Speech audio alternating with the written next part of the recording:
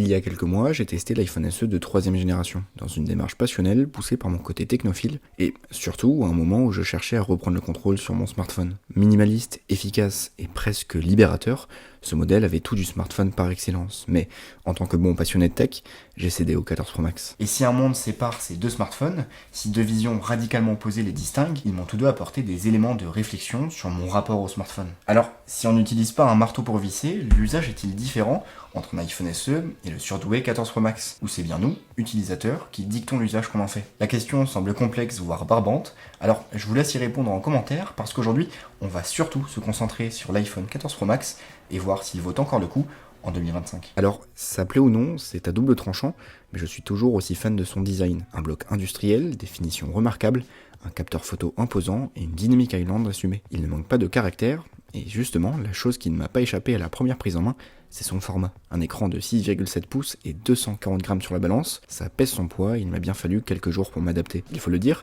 sa dalle OLED munie du ProMotion 120 Hz et de l'Always On Display offre un confort qui se lasse apprécier au quotidien. L'œil s'habitue très rapidement à sa fluidité, son écran sublime toutes les interactions dans l'interface, ce qui rend l'utilisation vraiment agréable. J'ai failli oublier cette partie lors de l'écriture du script de cette vidéo, mais faites vraiment attention à votre téléphone. Et pour cela, munissez-vous d'une coque de protection, mais surtout d'un écran de protection. Je prends énormément soin de mon téléphone et pourtant, j'ai 2-3 rayures sur l'écran. Mieux vaut prévenir que guérir. Parenthèse fermée, on continue la vidéo. En revanche, s'il y a bien une fonctionnalité qui lie à merveille praticité et confort, c'est bien la Dynamic Island inaugurée par ce modèle. Suivre ma musique, un minuteur, afficher l'état du partage de connexion, mais vraiment utile au quotidien. A noter que la luminosité est franchement bonne, elle sait descendre bas et monter relativement haut avec une pointe à 2000 nits sur le papier. Mais dans les faits, j'ai été confronté à quelques bugs à la luminosité maximale.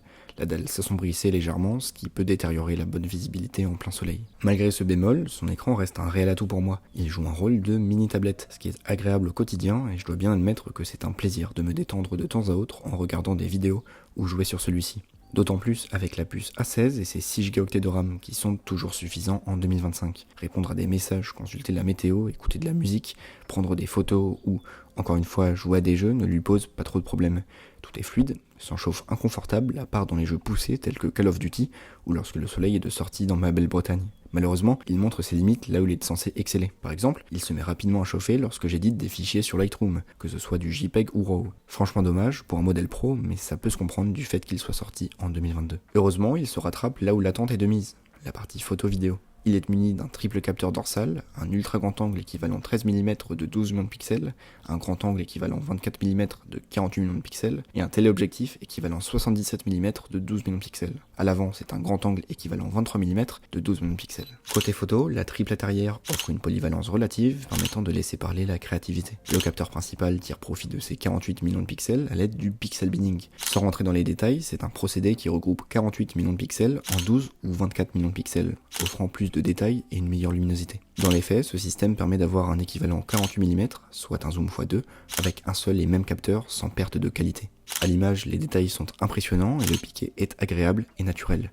Les couleurs sont bonnes et elles aussi relativement naturelles malgré une surbrillance des clichés HDR, ce qui a tendance à dénaturer la photo. Le principal avantage est le format RAW, qui permet de pleinement exploiter les 48 millions de pixels du capteur principal et des possibilités accrues en retouche. Le mode portrait n'a cessé de se peaufiner et je suis agréablement surpris par celui-ci. Alors, il y a évidemment des ratés, mais c'est globalement meilleur que la génération 11 et 12. Le capteur avant, lui, bénéficie de l'autofocus, une avancée qui peut paraître anodine, mais le résultat est sans appel. Les clichés sont de bien meilleure qualité et ça fait plaisir. Je suis toujours aussi comblé par la partie vidéo et ici, Apple a frappé très fort. Je vous invite à aller voir ma dernière vidéo pour juger par vous-même. À noter que je suis légèrement déçu par l'ultra grand angle, il manque de netteté, ce qui marque une différence entre les capteurs et c'est assez dérangeant au visionnage. En ce qui concerne l'autonomie, c'est tout simplement parfait. Comptez 7 heures de screen on time dans un usage multitâche. J'avais de grandes attentes sur ce point et je dois bien admettre avoir été bluffé par celle-ci. Il tient facilement 2 jours dans un usage modéré, ce qui est très appréciable. Le Always On Display n'est finalement pas très énergivore, il ne m'a jamais posé problème pour utiliser mon iPhone durant 5 à 6 heures dans la journée. La batterie en elle-même me paraît endurante et durable sur le long terme, et vous commencez à me connaître, je ne pouvais vous livrer mon retour d'expérience sans parler d'iOS. Il est toujours aussi optimisé, offrant une expérience cohérente et fiable. Et si dans ma vidéo test de l'iPhone 11 Pro je disais qu'il s'agissait du meilleur OS disponible, aujourd'hui je suis mitigé. Non pas pour son efficacité car il est irréprochable, mais je pense m'être lassé. L'aspect fermé de cet écosystème est dérangeant.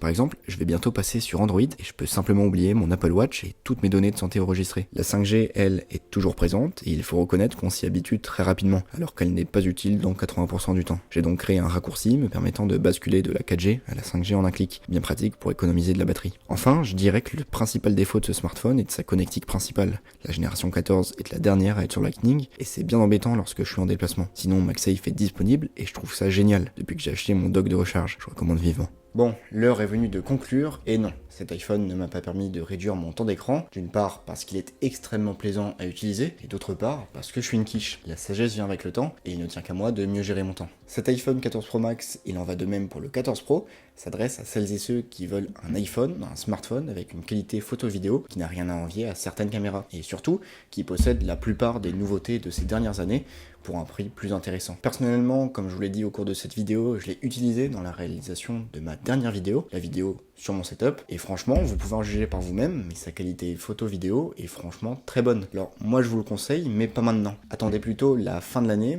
quand la 17e génération des iPhones sera sortie, la baisse de prix sera constatée, et ce sera une excellente affaire à ce moment-là. D'ici quelques jours voire semaines, je vais passer de l'autre côté et tester un Google Pixel. Alors n'hésite pas à t'abonner si jamais tu veux voir le prochain test de smartphone qui aura lieu à la rentrée prochaine.